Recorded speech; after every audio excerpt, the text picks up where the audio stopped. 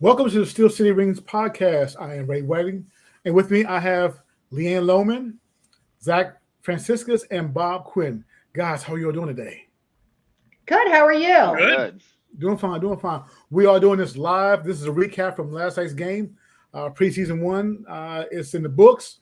Um, the Houston Texans beat the Steelers 20-12, and we're gonna do a little recap. There's a lot to go over with a few injuries, news, and notes. But let's get it started right now. Again, we are anxious about talking about this. And first of all, I want to pass it off to Leanne. Leanne, share your thoughts about last night's game. I thought last night's game, we've talked a lot this preseason as we've done our show about not getting ourselves in a position we were in last year. We were so overly excited about what we were seeing from particularly our offense last year that we blew things out of proportion and then we wound up being disappointed. So I felt like last night's game, I thought we saw some clear winners. I think we saw some clear losers. I think for resting a good chunk of our starters and going up against all of the Texan starters, I thought there was kind of a mixed bag of results. And I have to say that, like, looking at it with without the rose-colored glasses on, do you know what I mean? I felt like we kind of saw about what we expected from people. We saw about what we expected from Justin Fields. We saw about what we heard we would expect from Van Jefferson, about what we expected to see from Peyton Wilson. And then I think we saw some other guys kind of bubble to the surface and show us a little more than we expected to see from them, maybe like a DeMarvin Leal. So what did you guys think? Yeah, I'm really glad that Troy Fatano is okay. Since we're starting with the quick news. Yeah. The knee. We were worried. I was worried that we were going to have a really bad ACL or something like that. So I am personally incredibly happy that it is just that. Thank Jeremy Fowler for getting this out. Hopefully, as soon as you knew about it, because you knew all of us were just going crazy. So I heard he's probably going to miss Buffalo. But I'm not worried about that. But Fine. yeah, so as far as that, but Lee, any other injuries? I don't think we have any other injuries really to worry about. Ben's eye is going to be okay. Yeah. His eye was minor. yeah. And just from Troy Fatano perspective, I mean, when he does get in the game, I had a quibble with why he started on the left side instead of putting him right in on the right side, and then he gets beat by Daniel Hunter right off the bat for a sack.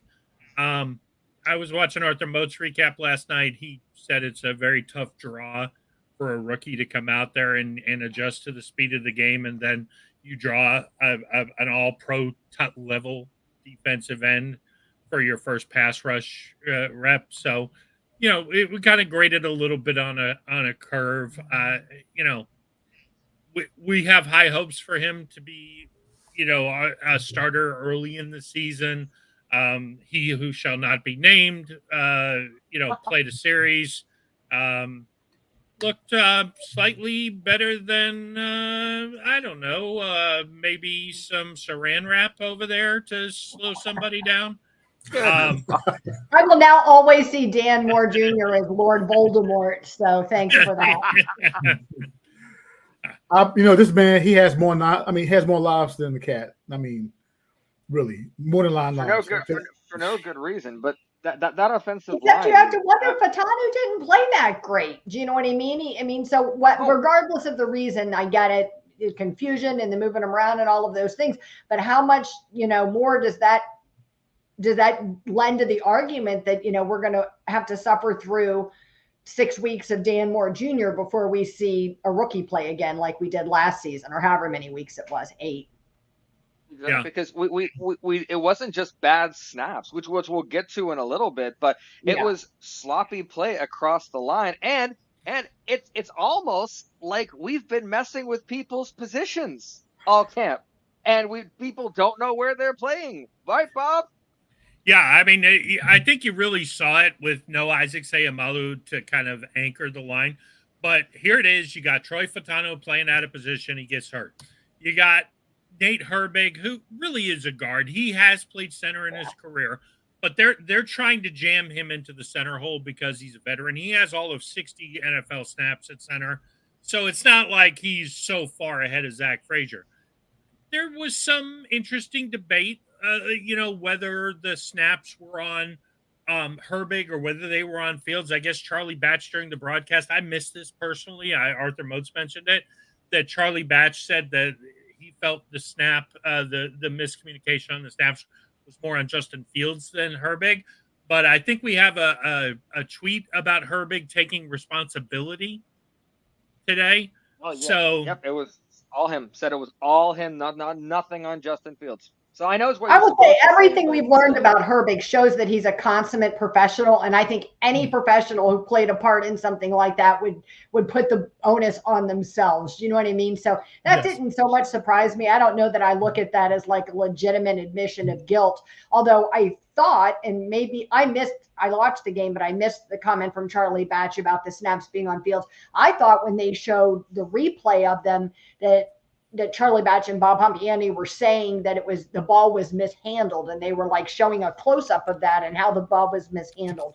So I whether it was on one of them or another, it doesn't really matter. The end result was the same. And Fautanu, before he got hurt, was responsible for 2 sacks. So for whatever the reason is, they need to get their act together there on the offensive line. If we need to stop moving players around to get it to work properly, then stop moving players around. Bob, I have a question for you. Bob, Yeah. you mentioned Nate Herbig playing the center position. He's being jammed into the center position. Do you see this as a reenactment of Kendrick Green? Because Kendrick Green was actually a guard, and they stuffed him into the center position. no, they drafted Kendrick Green. Mhm. So no, I don't. I think they have Nate Herbig on the roster. They signed him to be a guard last year. They didn't sign him to be a center. It's a bonus that he could be the emergency center as far as last season goes, but he was never really threatening. I mean, honestly, if he was a threat to Mason Cole, I mean, you would have thought they would have trotted him out there at some point as bad as Cole played. So no, I don't compare it at all to Kendrick Green. Kendrick Green is just another one of Kevin Cole or Colbert's gems about, oh, hey, I'll pick a guy and who's never played the center position more than a few snaps, and we'll make him our franchise center. So, no, I don't do that. I will say this. I'm hoping it. Go ahead, Zach. Oh, I was just hoping it's more of the same. Let's just see what we have, and this is the last time that we see Nate Herbig start a game at center, because it wasn't just the best. There was a massive difference in the attitude and the effect of the interior of that line when Nate Herbig was there and Frazier. I was talking to Leanne and Prep. When Herbig was in there, he would take a hit, absorb it, and move backwards. Yeah, he absorbed the hit, which is better than Mason Cole did, but then he instantly went backwards. Frazier grabbed and moved forward, and so did the 2 guys next to him, and it was consistent every time. So while he may have stuff to learn, Frazier right now is showing he should start next game. There's no reason Zach Frazier should not be in center to start next game. I get that there's a big difference between playing in the pros and playing in college. I mean, like the gap between the two is really hard. Even playing at like an Alabama or a Georgia or somewhere like that, where you're at the top of the collegiate level, it's not the same. And I get that. But Zach Frazier has played center. That was what he did in college, and did it at a very high level and did it very well. And I just think the fact that Herbig doesn't have experience with that, like Bob said, except for a handful of times, I think that really showed last night. That's not his comfort zone. And center is a really hard position to play. If we're having trouble swapping guys from the right and left side at tackle, why would we think it would taking a guard and jamming them in the center position would work? It just doesn't. So I agree with Zach. I hope that maybe that we're just trying this to see, and not feel like Frazier has all the pressure on him to start the season. Maybe it's something like that, but. And to piggyback off this, I thought when they switched to Frazier, McCormick, and Spencer Anderson at the guards, the offense noted. Leanne even sent in our group text last night. She's like, "Are you happier now, Bob?" I was like, "Yes, I am, because now we're getting a push. I like what I'm seeing." I thought Spencer Anderson was a revelation at guard. I mean, is he better than Sayamalu? Absolutely not. How about his Academy Award for the most incredible, backward somersault tumble that he did? He must have played soccer when he was in high school. That was fantastic. I've never seen anybody. He even kind of got up and then fell back down again. Yeah, and honestly, I mean, let's face it, Sayamalu, second year of his contract, he signed for 3 years. It looks like we have succession plans at both guards. I mean, Yeah. personally, and I'll kind of throw Troy Fatano under the bus a little bit here. I was not concerned about Fatano translating to the NFL, even though he came out of the Pac-10. And, we all know the deal. We hadn't picked a Pac-10 player, since Juju. So I was not as concerned with him having national championship playoff experience as I was about McCormick. But I thought McCormick handled it fantastic. I mean, I think he's already pushing Daniels. I mean, that I don't feel like that's hey, we're going to settle for McCormick and get rid of Daniels. I would be surprised if they don't trade Daniels in the Ayuk deal, if they are going to just let McCormick naturally overtake him. One thing I loved about Spencer Anderson, just to go back to him for a second, Spencer Anderson was a right tackle when he was drafted. He learned how to play left guard. Yeah. Okay. So he's versatile, and he didn't just learn how to play left guard, he played effective left guard. Why can the 7th round draft pick from Maryland in one season learn multiple positions, and he who shall not be named can't learn a second position over 3 years?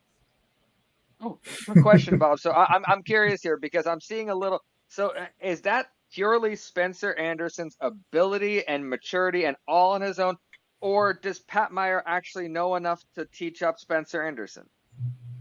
Maturity. See, we don't like. Oh, we are very anti Pat Meyer as far as Bob goes on this. I think there's both. I think there's a passion and a willingness to learn, and I think that carries you a long way instead of the I can't do this stuff that we hear from Voldemort. Yeah, well, I think Spencer Anderson looked around and said, "Hey, look," especially after they drafted Fatanu.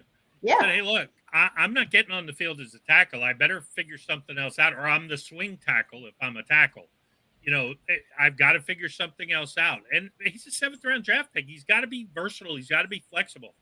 I love that. That's a story I'm here for all day. I want to see Spencer Anderson do well and make the team and contribute. And I don't feel like there have been times on Steelers offensive lines that have been decent in the past where it was like, oh, please God, nobody get hurt.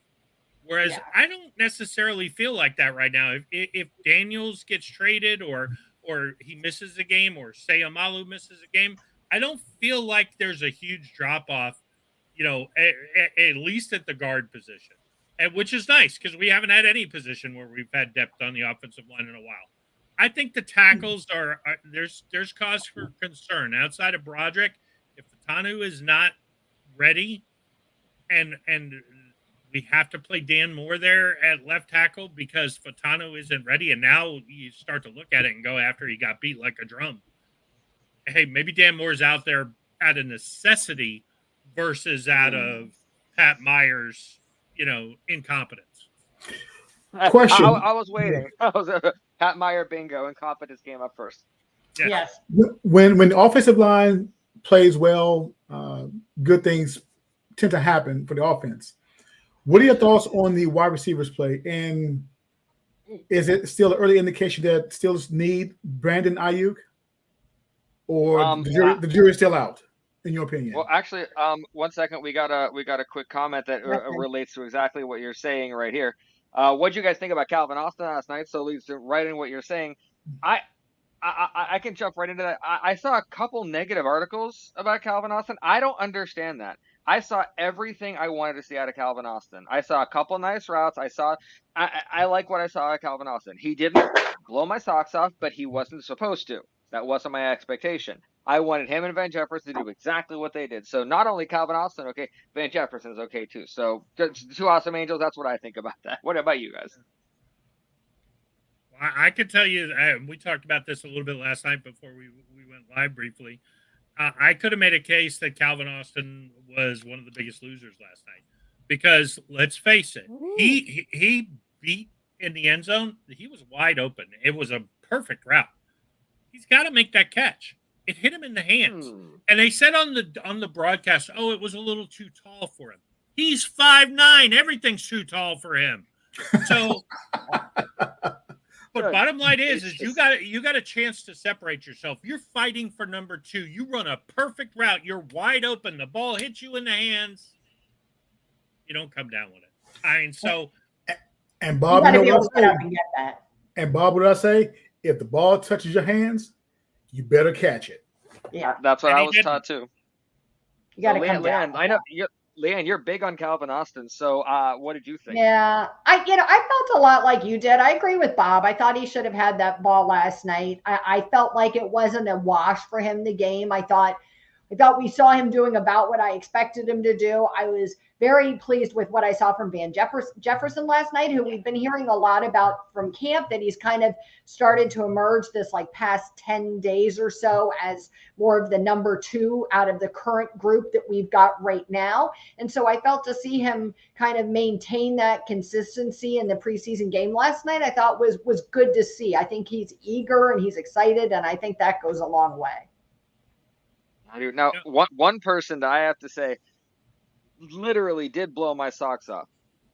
George Pickens looked like a number 1 NFL elite wide receiver last night. Every time he caught the ball, he was running people over. He was getting first downs. He looked like a guy who had spent the entire offseason preparing to be what we need him to be. And if anybody, I don't think I would give anybody on the team an A++ last night. Like, I remember every single thing you did. I remember every single thing George Pickens did. So I am so happy because I wanted to see that, and every little bit of attitude was just enough. So you saw, and then you could tell he reined it in because he could have done more. So good, George Pickens, thank you, just bravo, thank you, sir. He had a good And game. let me speak on George Pickens. You know, I'm glad that after last night's game, George looks like he's headed in the right direction. Why say that? If you look at the wide receiver play, as we mentioned about Calvin Austin III, how he dropped that pass, you know. So you look at that, who's running for number 2, and Pickens know he's number 1. So to me, I hope that Pickens doesn't get the big head and say, you know what, I can slack off, I can take off plays whenever I want to. I'm still gonna be number 1 on the roster here. I hope he doesn't have that mentality, and I hope he feels that, okay, if I'm the number 1, I'm gonna stay number 1. I'm gonna play like I'm number 1. Yeah, and but that's good. Yeah, but that's not his reputation. His reputation is he sulks when he doesn't get the ball. I mean, him being the number 1. And Bob, that's his Achilles right there. That's his Achilles, and I hope that he gets over that. Yeah, You know, it's I 3/4 of the NFL wide receivers' Achilles. Then I don't want him to get over that. I want him to always want the ball. I mean, every good wide receiver we've ever had. Look at Antonio Brown. Is arguably was the best wide receiver in the league. He would get mad. He wanted the ball every time. He would talk crap about Ben behind his back about how he didn't give him the ball enough as he was getting it most of the time. So, I mean, I think I agree with Bob. I think that's typical of most wide receivers in the league. I want him to continue to stay passionate like that and demand and expect the ball. And Mike Tomlin specified that he was asked, what do you think about George Pickens saying I want the ball and all? He's like, I would throw George the ball too. So I'd rather say whoa than thick him. And that's fine. But then let's look at last year, how Pickens acted, was carrying on last year. When he led the league in yards per catch and 1,000 yards, 60 catches. Bob, and that's good. That's good. But what I'm saying is, when you throw a fit like that on the sidelines and carry on like a fool sometimes, does it give up a trade-off? That is the trade-off for an elite NFL wide receiver. If you want an elite receiver, you're going to get a Terrell Owens. You're going to get a Justin Jefferson. You're going to get a Randy Moss. So everything George Pickens is doing. But so if he's going to do that, he has receiver now. Is George Pickens, is he an elite receiver now? He has the potential what he showed to be last. Thank you, thank you, Lan. Yes, he has a potential. Yes. And from what he showed last night, I mean, I think he's on that track. Do you know what I mean? I think it's hard to make that argument. I don't think he's had the offensive line. I don't think he's had the play calling. I don't think he's had the quarterback for people to give him the credit that he deserves. I think Pickens is out there doing everything Pickens can do. Have there been some minor flubs? Do you know what I mean? Sure. But I think that overall to me is small stuff. I don't see him in that toxic light that some people do. I think a lot of that stuff got blown out of proportion. I think he had a valid reason to be angry a lot last season. And I would prefer he was angry than be like, what do I care if I never get the ball. What do I care if the play calling is terrible, or what do I care if the quarterback's ignoring me? I wouldn't want him to be like that. Well, one thing for sure, I'm glad that he did not take off his jersey. Take off his pads, and skip across the We field. jumped from George Pickens to AB really quickly. Yeah, exactly. Yeah. I mean, Ray, you're imposing stuff on a kid who has done nothing but play well for us. I mean, yeah, he's had a couple tantrums on the side. He sulked when in his rookie year in his hometown, Matt Canada, the fool, didn't bother throwing him the ball. He got mad last year because they ignored him for 4 games. I mean, that's not Antonio Brown diva-like behavior or any other receiver diva-like behavior. So I do think, though, our fans were a little bit like Antonio Brown shell-shocked because I think we did that to Juju. Do I think Juju ever made a boneheaded decision? Sure, but he's like a 23-year-old kid. He came into the league at like 19 or something. But I don't care about that. I don't give a crap. Go dance on logos. Get over yourselves. Like I don't know who they thought they were that he can't dance. People are so childish. But I do think that we felt some type of way about the behaviors we saw building with Antonio Brown. And now we project that onto like every wide receiver we have. And now all of a sudden, all of our wide receivers are behavior problems where that stuff, that kind of attitude and diva-like behavior gets celebrated in other cities. And Zach Ghazzani said he's pushing Frazier. He's pushing Pickens. That's their relationship. Maybe it might not have been before, or it might have been the relationship he had with wide receivers coach, but that's what you're going to get. There's going to be a little bit of friction there because I don't think Pickens is used to this, but I think we saw, I'm hoping, the peak of the negative friction in camp.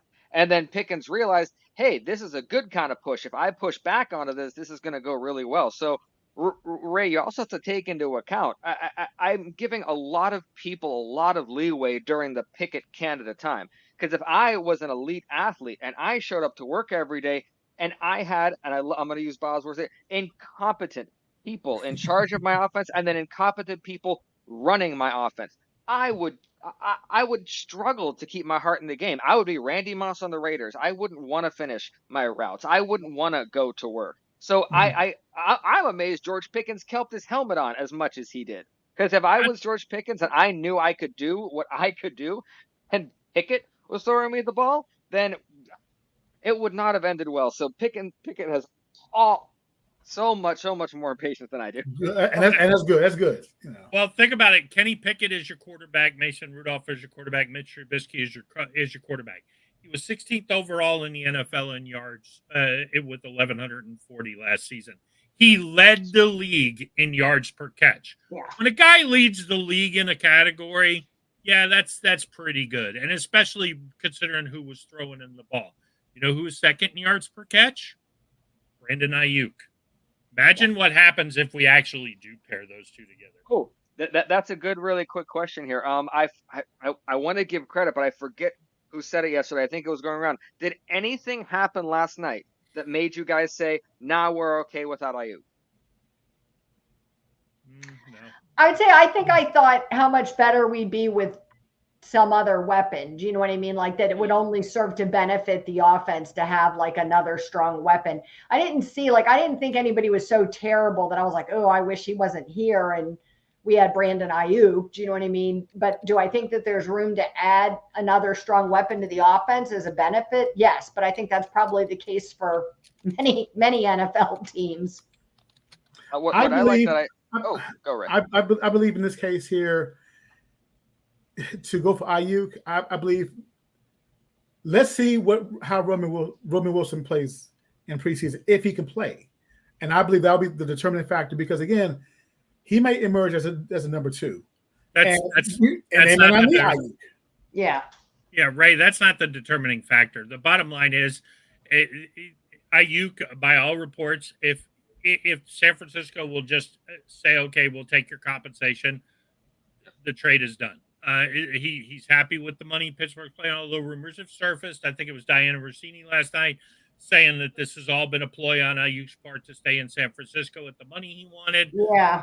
I don't see how San Francisco can actually pay him. Not that they wouldn't want to, but I don't see, because if you do pay him the money that they're talking about him wanting, what the heck are you going to do about Brock Purdy next season? Oh, I know, and then, and Bosa, he has a big contract as well. So, yeah, I mean, it's going to be kind of tight there in San Francisco. So, yeah, trade Ayuk.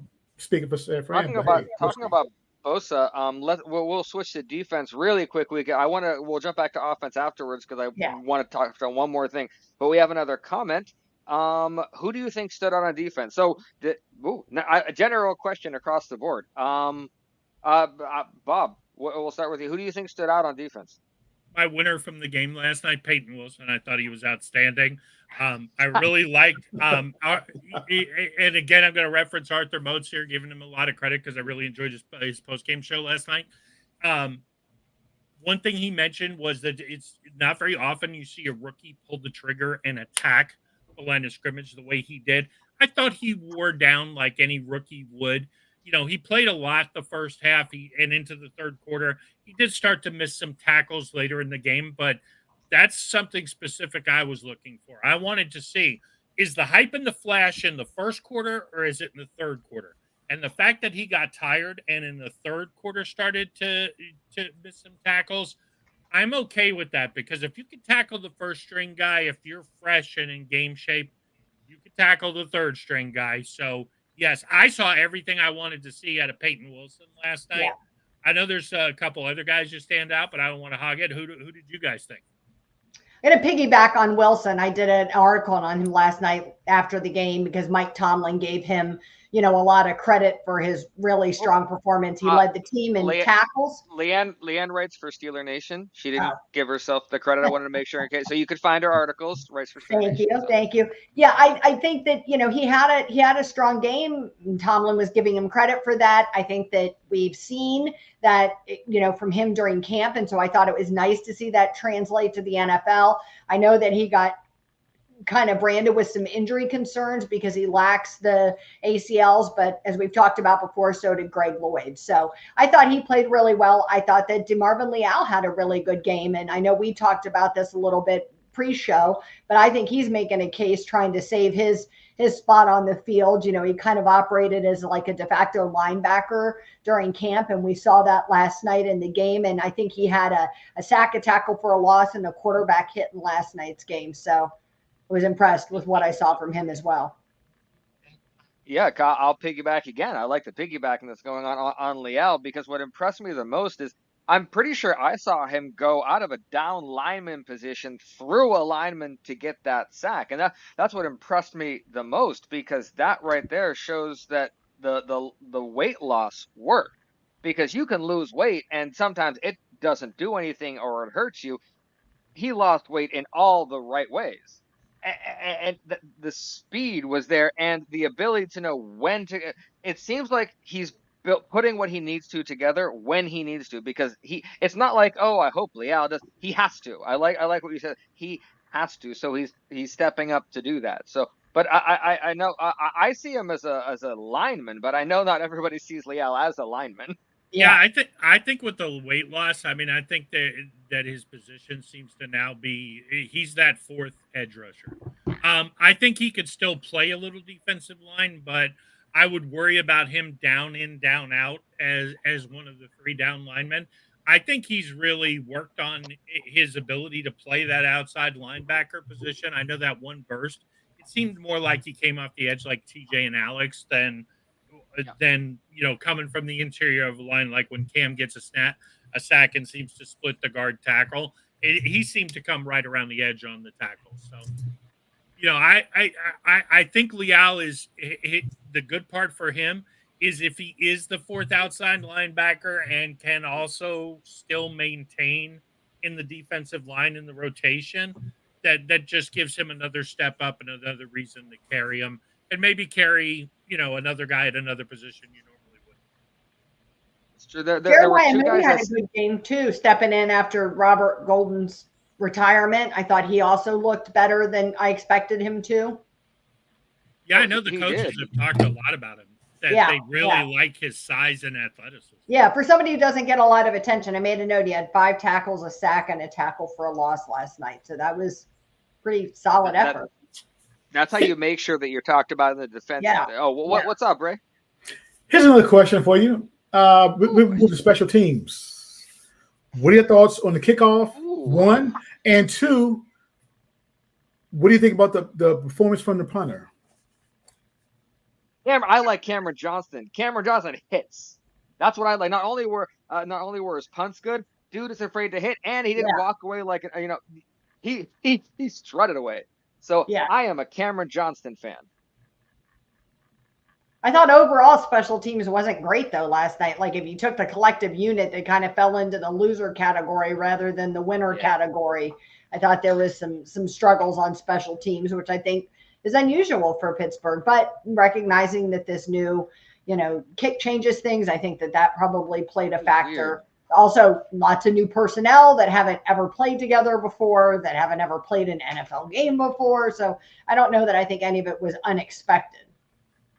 It was weird. Yeah. Kickoffs were weird. Yeah, you got the muff punts, you got the couple of penalties on the kickoffs.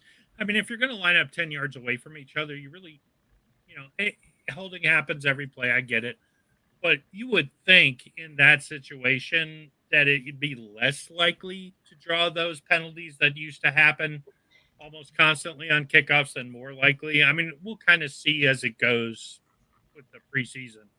It's definitely going to take some getting used to, though. That was strange. Right. Yeah. It is.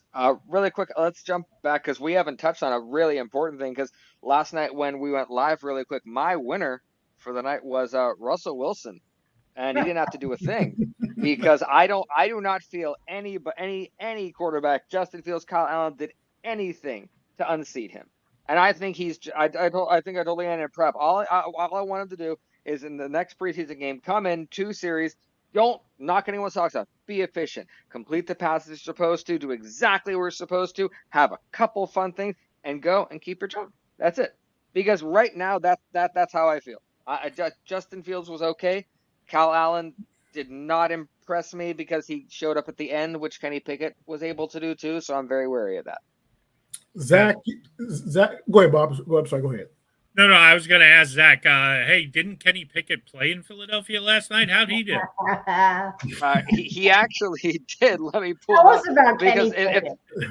if there's nothing else that I love in life, it's making fun of Kenny Pickett. And Kenny Pickett apparently dropped back to pass 23 times in the first half, threw the ball through the air further than 10 yards just 4 times, which of course it's Kenny Pickett, so of course he did, and he didn't complete a single pass. So 0 for 4 when it's further than 10 yards down the field is such a Kenny Pickett stat. So and he's there was talk about him competing for a backup spot, but now apparently he's moved to trying to compete for a 3rd string spot. And the squad. Yeah, I guarantee, and a lot of people are like, oh, I'm willing to bet on this. He's not a good teammate. He's not. I just cannot imagine that at that age, with the arrogance that he showed in Pittsburgh, he's learned his lesson. I hope he has. I hope he proves me wrong. I don't know that. Do you really feel that? You hope he proves you wrong? Really, you don't believe that? Oh no, I see, because when we drafted him, I said please prove me wrong because otherwise I'm right and we have a terrible quarterback on our hands. Now, unfortunately, I was, but I wanted to be wrong so badly. I really did, and I was cheering for him. I mean, I was cheering for him. I wanted him to be everything we wanted him to be. At the end of the day, I don't really care who our quarterback is. I just want to win games with whoever that person is. So other than Michael Vick, I'll take just about anybody. And yeah, I mean, so I was disappointed that things worked out the way they did. I mean, I'm not judging Kenny personally. I don't know whether he's a nice guy or a good teammate or any of those things. I just know that from the outside looking in, it's easy to read people, and that offense did not look cohesive. So if that Matt Canada and Kenny Pickett, is that all of the issues all together just made for bad soup? I don't know, but already this year, things feel so much better just to see the way that Russell Wilson and Justin Fields are both out there working with their teammates and throwing the ball and getting to know these guys, and Arthur Smith, and you see, the new wide receiver coach, like fussing at these guys and pulling together. It feels like a different vibe already. And I think that's worth a lot. It does. one thing just real quick, Zach, about Kenny. It looks like he's fallen into he had the Matt Canada kind of, the Steelers mistreated me a little bit because you kept Matt Canada. Well, now the reports are with Sirianni feuding with Jalen Hurts. And if it becomes a question of the head coach got a little too full of himself off the Super Bowl run and he can't communicate with his quarterbacks, now Kenny gets maybe another built-in excuse. Hey, you couldn't get along with Jalen Hurts, you couldn't get along with Kenny Pickett, so maybe he'll get a third shot if he falls down the depth chart. As long as it's not in Pittsburgh. Well, no, Yeah. the frustrating Leanne, thing was, say it again, Leanne. Yeah, as long as it's not in Pittsburgh. I mean, Yeah. I'm once and done. That goes for you too, Juju Smith-Schuster. the thing that really frustrated me was that I kind of felt a little bit like I did last season a couple of times, which kind of triggered me, where we couldn't get anything going because it was our own fault, whether it was shooting ourselves in the foot because of fumbles, whether it was, Nick Farabot tweeted that we had 10 plays of 15 yards or more yesterday on offense. So we had the chances there, and then we just kept shooting ourselves in the foot. So I just keep getting flashbacks of the 49ers game from the beginning of last season and all the hope and all the hype going away because of things that we could have prevented ourselves. So I know Mike Tomlin has to be seething. I kept having flashbacks of Zach telling me not to get overexcited because this is the only preseason. And last year we were so fantastic. And then we crapped the proverbial bed when we got to the real season. So I kept telling myself last night, like, this is not our starting unit that we're going to see, week one. Do you know what I mean? This is a trial game for some of these guys about who's going to make the squad and who's not. And we can't get too worked up about this. I thought we saw some flashes of brilliance from players we expected to see something from. And I think that's what you kind of have to take away the big picture and look at like the moments. Do you know what I mean? And so were there mistakes and things to work on? Yes, but there was also things to celebrate and not worry so much about that big stat line or whatever. Yeah, I forget who tweeted it, but there was one I saw today that the Steelers ran more play action in the preseason first quarter last night than they had in 4 years combined. Yeah, that's wild. Wow. Okay, Bob, looking at the play action, do you feel that it's more like a safe way to run the offense? I mean, just a safe play. Because again, if we ran that many play action plays, is that a good thing for the Steelers? Because Ray, if you're going to be a running football team, you have to be good at play action. The fact that we tried to be a running football team and stayed away from play action was just beyond stupid. I mean, let's just face it, and that's the coordinator we had. I was struck last night several times watching the game. The big plays were nice, but I was struck by, like, Calvin Austin. It was a good route, but it was a better play design. Guys are open. They're wide open. And it's not crossing route across the field where you're like, oh, Kenny should have hit that guy. It's okay. When the guys were catching the ball, it looked like San Francisco's probably a bad comparison because Shanahan might be the smartest guy on offense, not named Andy Reid. But it felt like, okay, we've got guys open where all we need to do is hit them. And I think Justin Fields was a little more. I mean, let's face it. If Justin Fields hits Calvin Austin or Calvin Austin holds on, he's 6 for 6 with a touchdown. Yeah. I mean, that's pretty darn good. I thought he looked good throwing the ball. I think the snaps, people talk about the fumbles. I mean, a center snap exchange, those aren't the Justin Fields fumbles that people were talking about in Chicago. It was loose with the ball in the pocket or getting stung on a run. Not he couldn't take a snap. I think somebody said that last night. I think it was Pompiani. He's like, this is what they were worried about from Chicago. But no, that isn't what they were worried about from Chicago. This wasn't the fumble or the losing the football that was the concern. This is that, you're right, that exchange is a totally different, like a separate from the quarterback just losing the ball. And I think to Zach's point, as far as Russell Wilson being the winner, I get where he's going with that, because Russell Wilson, if he comes in and he plays basically the same as Justin Fields did, moving the ball, having the chunk plays, but he doesn't fumble twice. And that could very well just be because Zach Frazier's snapping him the ball instead of Nate Herbig. Then, yeah, he probably takes a little bit of a lead. I think turnovers will be a huge component over who plays quarterback for the Steelers going into the season. But that being said, I think anybody would be foolish to believe Russell Wilson can keep us in games. He can manage the front runner. He's got to be a game manager at this point in his career. Justin Fields could be a splash player, but there's risk with that. So then the question becomes, do we want to splash and go big for the future, or do we want Russell Wilson to get us to the playoffs and break that playoff losing streak? How much do you think this takes the wind out of the sails of all the people for 2 weeks? I mean, it's not just fans, it's media members, it's former players, that are Justin Fields should be the starting quarterback. Justin Fields should be the starting quarterback. How much do you think last night impacts that diatribe, if at all? I think if you're fair to Justin Fields, that there were some really good things. The fumbles were bad, but they weren't. They again center change. I'm not overly concerned about that. That's now if I see it again, then I'll get a little scared because that becomes more than the first preseason game. But look, if he's going to come out and complete 65% of his passes and run when it's there, I'm okay with that. I'm also okay if I see Russell Wilson come out and complete 65% of his passes and not run quite as much, but mobile and run around the pocket. What do you think, Zach?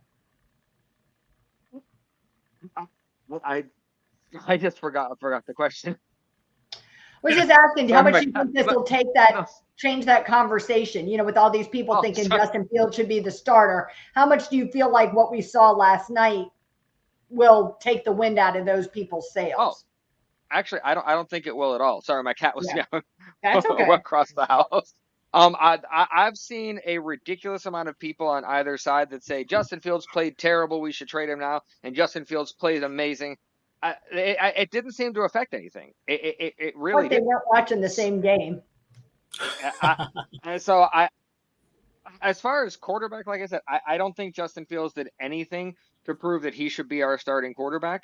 And all Russell Wilson has to do is be our quarterback, and we'll be fine. Because the biggest difference that I saw from this preseason to last preseason is last preseason, it kind of felt like Matt Canada went out, picked a couple random plays. They worked. Everyone got excited. We thought the offense worked, and we stopped calling plays.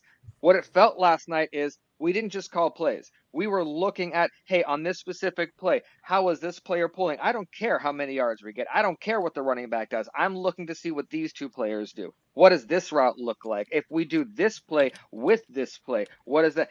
It was an in-depth analysis of every aspect of that offense in real time. And I could feel it like being moved around and shifted as it went. And it was just preseason. And if I can already feel those pieces moving, then that makes me really excited because we've really been starved as far as offensive coordinators. And I kind of forget what this feeling is like seeing somebody who is better at the job than I am. Because I felt many times I was better at the job than Matt Canada was. And I shouldn't feel that way. I should. And if I feel that way, I should be paid for it. I was not being paid a thing last season. Show you the money. Show you the money. Exactly. So Arthur Smith already is showing what I loved about it is he had the professionalism and the experience to not show any of his hand. He didn't show any of the playbook we were going to use. I guarantee nothing that we did last night is going to be in the regular season. He just needed to see specific things like play action. I don't care if it's complete. I need to see how this quarterback rolls this way. All of that, it happened last night. So it's excitement over those little things, the excitement over chess being played instead of a little kid flipping over checkers. Matt Canada wasn't even playing checkers. He just flipped it over and got mad. And like he played 52 pickup. And part of the play action thing too, let's be honest, was Ben did not like play action. Yeah. He likes sitting in the shotgun. Yeah. And Ben was, Ben was good enough to say, hey, look, I don't love play action. I'd rather just read the field and throw it. I don't care if they know I'm passing. That's a Hall of Fame quarterback. We can excuse that a little bit. Kenny Pickett, Mitch Trubisky, Mason Rudolph, those are not Hall of Fame guys. I don't want to shock anybody. They shouldn't have a choice of whether, I don't like play action. I don't care if you like it, run it.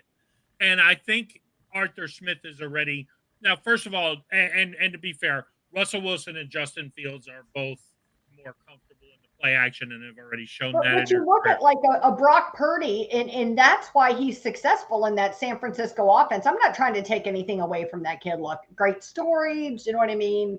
He's growing. He's probably better than people thought he was going to be, whatever. I'm not trying to take anything away from him, but the reason he's successful out there, I think almost any quarterback who's willing to listen and do what he's told could be successful in that offense, because they design it to play to the strengths of that whole group and not just the team. There was lots of games that we relied on Ben Roethlisberger's strength in his arm and less on what was around him, do you know what I mean, to be successful. Or we relied on the Ben, Le'Veon, Antonio Brown connection to be successful. And so I think that's where things fell short for Kenny Pickett. I know that a lot of fans felt frustrated. You're looking at Brock Purdy having all this success, and we got Kenny Pickett. We took him in the first round. You'll have to be like, are you kidding me? But I agree. I think we had terrible offensive coordination issues, and on top of that, we had a quarterback that the two just weren't working together. That's true. Oh God. Well, I think the scary thing is the vanilla offense last night was probably better than most of what we were. Way more exciting than anything else we've seen. Exactly. Yeah. Well, I think about 45 minutes is long enough for a preseason game, because you get to a point and you're going to start overlooking it. But I do have one more last thing I want to throw to everyone.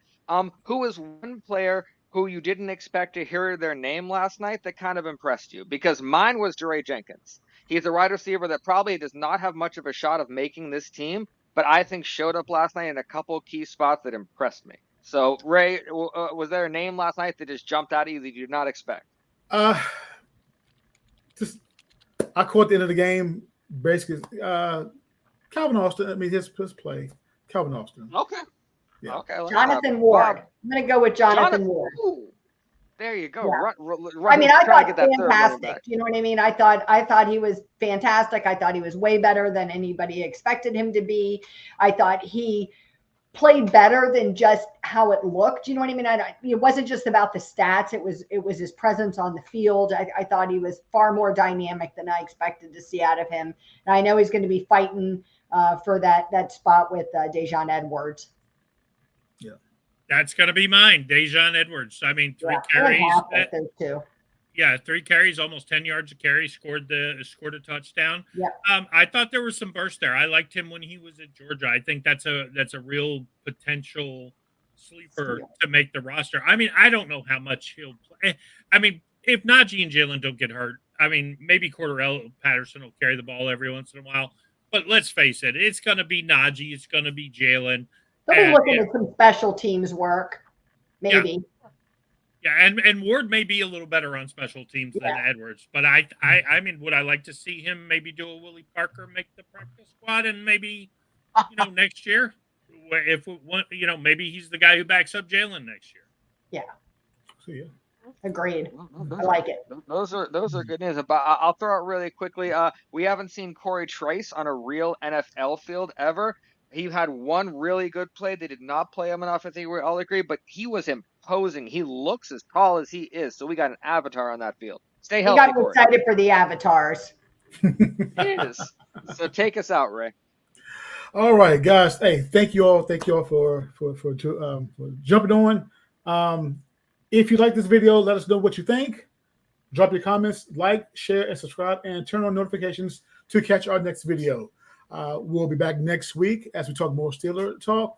Guys, once again, thank you very much. Any last words before we close it out? Here we go. Make sure we new episodes every single Friday at 5 p.m. And the day after every Steeler game, we'll be doing a live recap for you. And check us out on TikTok. Yeah, Take care. never forget the day. If the Steelers play, next day is us. So we'll see you then. Yep. All right.